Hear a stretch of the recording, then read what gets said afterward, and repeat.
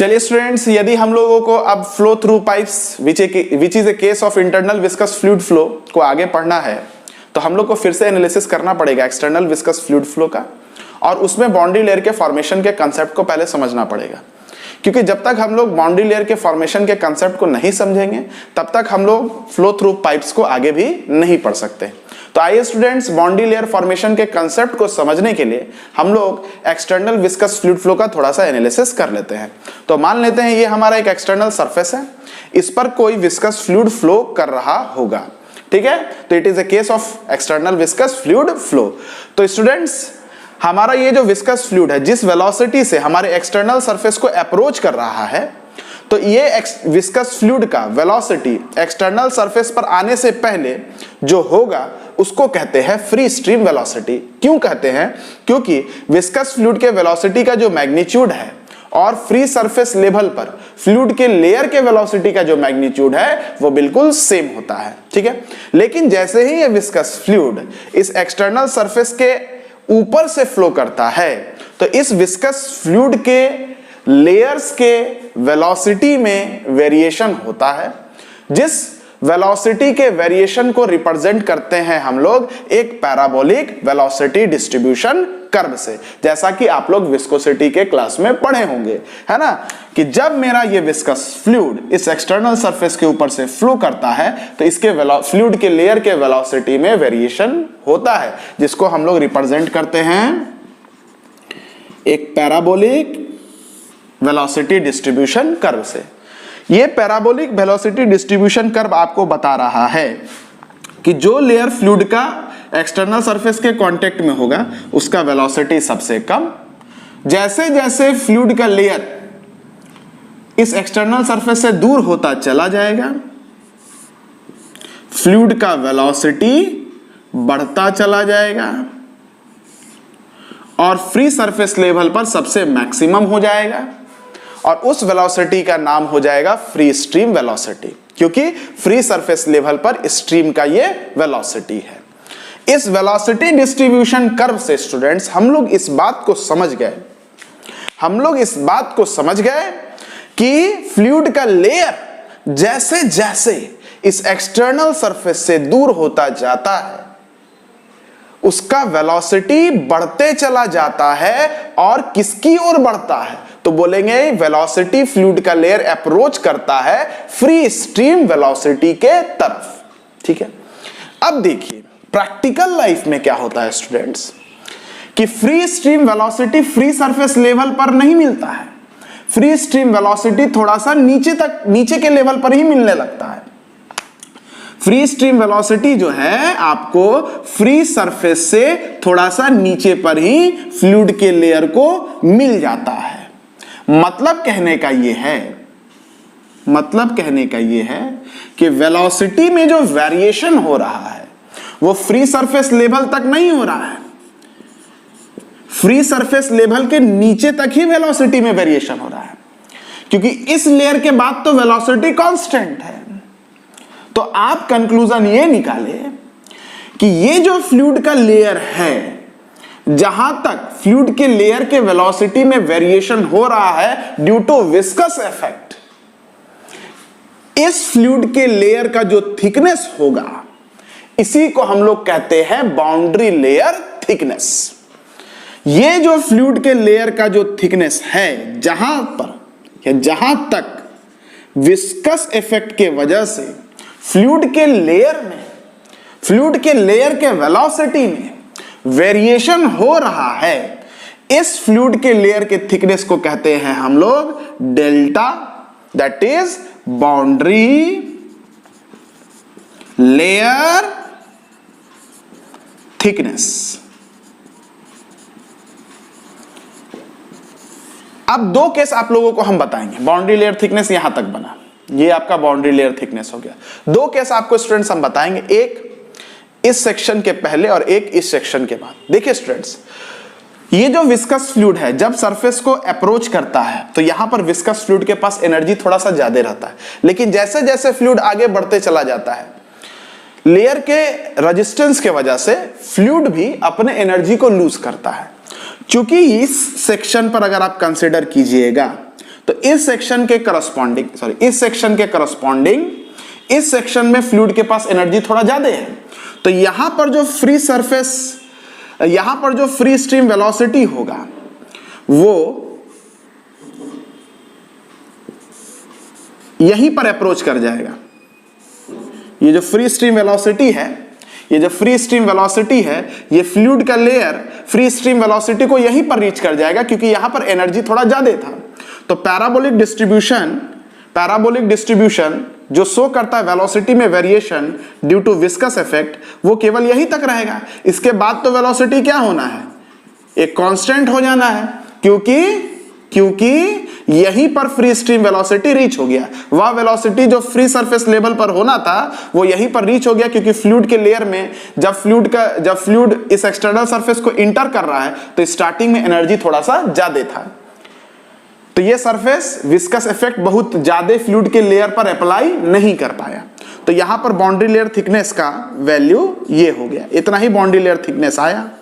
इसके बाद देखिएगा अगर क्या होगा, मान लीजिए यहां पर हम सेक्शन को कंसीडर करते हैं, यहां पर अगर सेक्शन को हम कंसीडर करते हैं तो हम लोग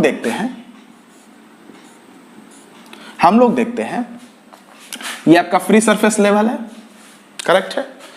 तो यहां पर देखेंगे कि चूंकि एनर्जी ज्यादा लूज हो रहा है तो ये जो एक्सटर्नल सरफेस है ये विस्कस इफेक्ट फ्लूइड के लेयर पर थोड़ा सा ज्यादा दूर तक लगाएगा करस्पॉन्डिंग टू दिस, और आपका फ्री स्ट्रीम वेलोसिटी इस फ्लूइड के लेयर पर नहीं आएगा, आपका फ्री स्ट्रीम वेलोसिटी इस फ्लूइड के लेयर से थोड़ा सा ऊपर आएगा। यहां पर फ्लूइड का लेयर फ्री स्ट्रीम वेलोसिटी को रीच करेगा।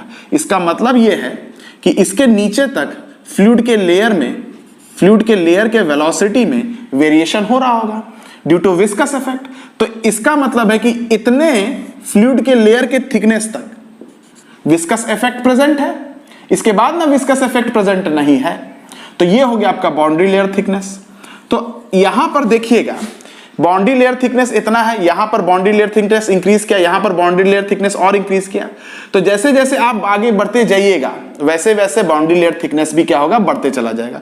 और बाउंड्री लेयर थिकनेस यहां पर कितना होगा, तो यहां पर तो भैया कोई विस्कस इफेक्ट नहीं है स्टार्ट होने से पहले फ्लूइड के लेयर के बीच में, इसलिए बाउंड्री लेयर थिकनेस यहां पर नहीं बनता है स्टार्टिंग पर। तो ये बाउंड्री लेयर थिकनेस, ये बाउंड्री लेयर थिकनेस, ये बाउंड्री लेयर थिकनेस, इनको अगर जोड़ते हैं तो इन लोकस का जो कर्व होगा, इन पॉइंट का जो लोकस होगा ये कर्व बनाएगा, और इसी को हम लोग बोलते हैं boundary layer curve line. I hope आपको बाउंड्री लेयर कर्व लाइन का कंसेप्ट समझ में आ गया होगा। अगर बाउंड्री लेयर के कंसेप्ट को आप समझ गए तो आप ये भी समझ जाएंगे कि ये जो बाउंड्री लेयर कर्व लाइन है ये हमारे पूरे फ्लूइड फ्लो को दो पार्ट में बांट रहा है। इसके नीचे विस्कस इफेक्ट प्रेजेंट है और इसके ऊपर विस्कस इफेक्ट प्रेजेंट नहीं है, इसलिए इस रीजन को हम लोग विसिट जोन कहते हैं और इस रीजन को हम लोग इनविसिड जोन भी कहते हैं। मतलब जो बाउंड्री लेयर कर्व है ये हमारे पूरे फ्लूइड फ्लो को दो पार्ट में स्प्लिट करता है, एक विसिट जोन और एक इनविसिड जोन। विसिट जोन में वेलोसिटी में वेरिएशन होते हैं और इनविसिड जोन में वेलोसिटी में वेरिएशन नहीं होते हैं, क्योंकि विस्कस इफेक्ट प्रेजेंट नहीं होता है। वेलोसिटी फ्लूइड के लेयर का कांस्टेंट होता है और वो फ्री स्ट्रीम वेलोसिटी के बराबर होता है। आई होप आपको ये कंसेप्ट क्लियर हो गया होगा। अब आइए अब इस कंसेप्ट को हम यहां पर फ्लो थ्रू पाइप में अप्लाई कर लेते हैं। तो मान लेते हैं ये हमारा कोई पाइपलाइन है जिससे विस्कस फ्लूइड हमारा फ्लो हो रहा होगा। तो जब पाइपलाइन के ऊपर वाले सरफेस को कंसिडर करेंगे तो इसके लिए बाउंड्री लेयर ऐसा बनेगा, और जब पाइप के नीचे वाले सरफेस को कंसिडर करेंगे तो इसके लिए बाउंड्री लेयर ऐसा बनेगा। दोनों बाउंड्री लेयर जहां पर इंटरसेक्ट करेगा इस हॉरिजॉन्टल लाइन को कहेंगे सेंटर लाइन, और दोनों बाउंड्री लेयर जहां पर इंटरसेक्ट करता है तो पाइप के स्टार्टिंग से जहां पर इंटरसेक्शन हो रहा है दोनों बाउंड्री लेयर का, इस लेंथ को कहते हैं एंट्रेंस लेंथ। और ये जो जोन है इसको कहते हैं डेवलपिंग जोन, और इसके आगे का जो जोन है उसको बोलते हैं डेवलप्ड जोन। ऐसा क्यों कहते हैं इस पर भी चर्चा कर लेते हैं। देखिए स्टूडेंट्स, अगर यहां पर डेवलपिंग जोन में आप वेलोसिटी का प्रोफाइल देखिएगा, है ना। यहां पर मान लीजिए हम ये तो बाउंड्री लेयर का कर्व है ना, वेलोसिटी डिस्ट्रीब्यूशन कर्व यदि हम बनाते हैं,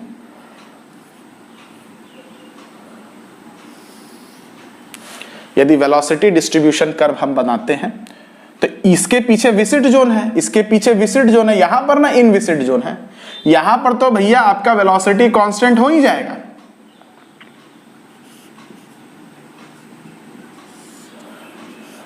इनविसिड जोन में तो वेलोसिटी कांस्टेंट रहेगा, लेकिन विसिड जोन में क्या होगा, विसिड जोन में क्या होगा, वेलोसिटी जो सरफेस के पास होगा वो कम, फिर सरफेस से दूर होगा तो बढ़ेगा, है ना, सरफेस से दूर होगा तो बढ़ेगा, और यहां पर फ्री सरफेस लेवल का जो वेलोसिटी होना चाहिए that is free stream velocity को रीच करेगा। यहां पर भी जो लेयर फ्लूइड का इस सरफेस से नजदीक होगा उसका वेलोसिटी कम, फिर आगे बढ़ते जाएगा तो वेलोसिटी बढ़ेगा बढ़ेगा, और यहां पर जैसे ही पहुंचेगा फ्री स्ट्रीम वेलोसिटी को रीच कर जाएगा। ठीक है,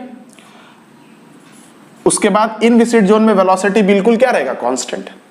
तो ये जो वेलोसिटी डिस्ट्रीब्यूशन कर्व है, ये देखिए डेवलपिंग जोन में ये velocity distribution curve parabolic nature की तरफ बढ़ रहा है, अभी कंप्लीट पैराबोला नहीं बना है। आप आगे थोड़ा और बढ़िए,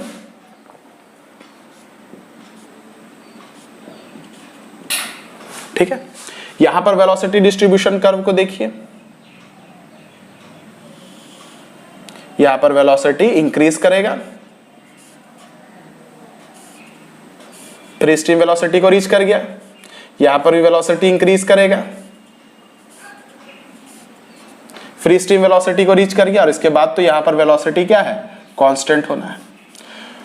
इस कर्व और इस कर्व में देखिए, ये कर्व पैराबोलिक नेचर को, ये कर्व पैराबोलिक की तरफ ज्यादा बढ़ रहा है और ये कर्व पैराबोलिक कर्व की तरफ कम बढ़ रहा है। लेकिन जैसे इस पॉइंट पर पहुंचेगा, अगर यहां पर आप कंसीडर कीजिए, जैसे यहां पर पहुंचेगा आपका वेलोसिटी डिस्ट्रीब्यूशन का जो कर्व है वो बिल्कुल पैराबोलिक हो जाएगा,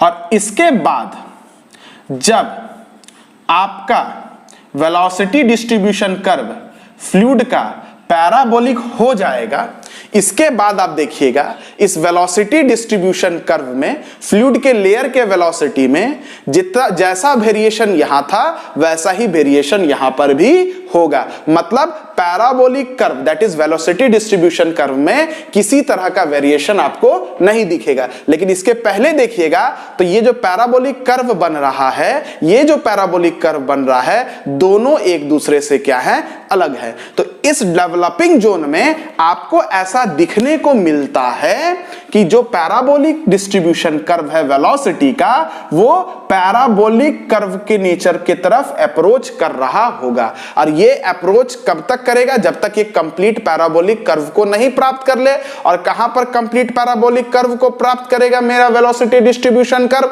तो बोलेंगे एंट्रेंस लेंथ पर ये velocity distribution curve parabolic nature को ऑब्टेन करेगा। तो इसीलिए इस जोन को हम लोग कहते हैं डेवलपिंग जोन। लेकिन अगर हमारा फ्लूइड जो फ्लो हो रहा है उसका फ्लो लेमिनार है, टर्बुलेंट में तो खैर ये सब कंसिडर ही नहीं होगा, अगर हमारा जो फ्लूइड पाइपलाइन में फ्लो हो रहा है वो लेमिनार है, तो देखा जाता है कि डेवलपिंग जोन के बाद जो वेलोसिटी डिस्ट्रीब्यूशन कर्व है इसमें किसी प्रकार का कोई वेरिएशन नहीं होगा। ये कंप्लीट पैराबोलिक कर्व को अप्रोच करेंगे, ये कंप्लीट पैराबोलिक कर्व को ऑब्टेन कर चुके होंगे पहले। और जब वेरिएशन नहीं होगा तो डेवलप्ड जोन में भी क्या होगा, वेलोसिटी डिस्ट्रीब्यूशन कर्व पैराबोलिक ही ना रहेगा, अगर फ्लो हमारा लेमिनार है तब। तो इसलिए हम लोग कहते हैं इस जोन तक आपका parabolic distribution curve parabolic nature को अप्रोच कर रहा है, यहां पर कंप्लीट पैराबोलिक कर्व डेवलप कर जाएगा। इसके बाद पैराबोलिक कर्व जो वेलोसिटी डिस्ट्रीब्यूशन जो कर्व आपको मिला, इसके आगे इस पैराबोलिक डिस्ट्रीब्यूशन कर्व में किसी प्रकार का भी वेरिएशन देखा नहीं जाता है। तो इसी को बोलते हैं डेवलपिंग जोन और इसको बोलते हैं डेवलप्ड जोन। आई होप आपको दोनों पॉइंट क्लियर हो गया होगा। एक बार इसको पढ़ लीजिए students. In developing zone velocity profile change and approaches towards a parabolic curvature. Developing zone में वेलोसिटी डिस्ट्रीब्यूशन कर्व चेंज करता है और अप्रोच करता है पैराबोलिक कर्वेचर को। At L e, at entrance length L e, the parabolic curvature get developed. L e पर parabolic curvature completely develop कर जाएगा and will not change for laminar flow. और आगे अगर फ्लो लेमिनार है तो चेंज भी नहीं करेगा, टर्बुलेंट में नहीं कह सकते क्योंकि टर्बुलेंट में चेंज करता ही है।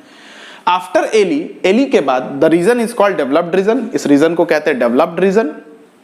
अब देखिए, जो पाइपलाइन होता है उसमें ये जो इंट्रेंस लेंथ होता है पाइप के लेंथ के कंपैरिजन में बड़ा छोटा होता है, इसलिए इस लेंथ को हम लोग नेग्लेक्ट करके चलते हैं। तो पाइपलाइन में जनरली मान के चलेंगे कि डेवलपिंग जोन बहुत छोटा है डेवलप्ड जोन के रेस्पेक्ट में, तो डेवलपिंग जोन को हम लोग नेग्लेक्ट भी कर देंगे। The entrance length is very small as compare to pipe length, thus it can be neglected. So अगर पाइपलाइन को आगे हम लोग पढ़ेंगे तो कुछ एजम्पशन भी करेंगे। तो कुछ एजम्पशन किया गया पाइप लाइन में फ्लो का, तो वो एजम्पशंस था कि हमारा फ्लो कैसा होना चाहिए, लेमिनार होना चाहिए। और चूंकि ये लेंथ कंप्लीटली नेग्लिजिबल है पूरे पाइप के लेंथ के रिस्पेक्ट में, हम लोग मानेंगे कि यहीं पर क्या हो गया, स्टार्टिंग में ही क्या हो गया, हमारा पैराबोलिक कर्वेचर फुल्ली डेवलप कर गया। मतलब फ्लो हमारा कैसा है, फ्लो हमारा लेमिनार है और फुल्ली डेवलप है। फुल्ली डेवलप क्यों मान रहे हैं, डेवलपिंग यहां पर हो रहा है, लेकिन डेवलपिंग ये जो लेंथ है ये पाइप के लेंथ के रिस्पेक्ट में क्या है, काफी छोटा है, नेग्लिजिबल है। तो इसको हम लोग नेग्लेक्ट कर देंगे, तो पूरे पाइप में ही हम लोग क्या मान लेंगे कि हमारा जो कर्वेचर है वो फुल्ली डेवलप कर गया। ठीक है, चलिए अगर ये नेग्लेक्ट नहीं होता तब तो भाई इस पोर्शन को कंसिडर करने के बाद हम लोग अपने फ्लूइड के फ्लो के वेलोसिटी डिस्ट्रीब्यूशन कर्व को डेवलप मानते। चलिए दूसरा, फ्लो स्टेडी है। फ्लो स्टेडी क्यों कह रहे हैं, क्योंकि आप देखिए वेलोसिटी डिस्ट्रीब्यूशन कर्व में किसी तरह का वेरिएशन नहीं हो रहा है, लोकेशन चेंज हो गया लेकिन वेलोसिटी डिस्ट्रीब्यूशन कर्व में कोई वेरिएशन नहीं है। इसका मतलब लोकेशन चेंज होने के बाद भी अगर वेलोसिटीज में वेरिएशंस नहीं हो रहे हैं तो ऐसे फ्लूइड फ्लो को क्या बोलते हैं, स्टेडी बोलते हैं। इसीलिए पाइप फ्लो में हम लोग एजम्पशन करते हैं कि हमारा फ्लो कैसा है, तो फ्लो हमारा स्टेडी है। यूनिफॉर्म क्यों मान रहे हैं, क्योंकि पाइप का क्रॉस सेक्शनल एरिया सेम है, कांस्टेंट है।